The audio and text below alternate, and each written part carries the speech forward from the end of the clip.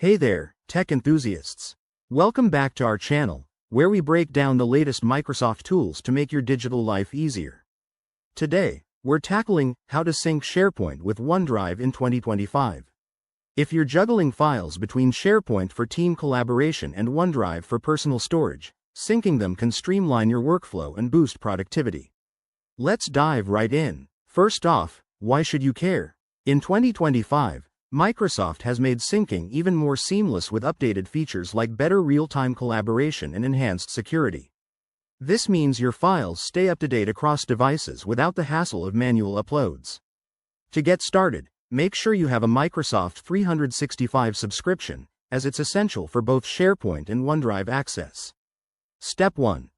Open the OneDrive app on your computer or go to the OneDrive website. Look for the settings gear in the top right corner and click on it.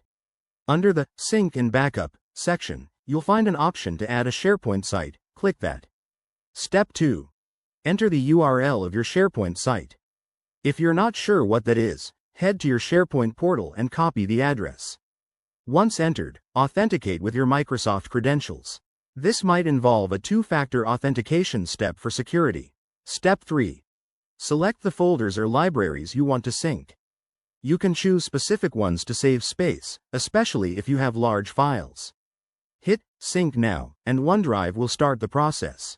Keep an eye on the sync status in your OneDrive folder. It usually takes a few minutes. Now, for some quick tips. If you run into errors, check your internet connection or ensure your OneDrive app is up to date. Also, remember that synced files will take up space on your device, so manage your storage wisely.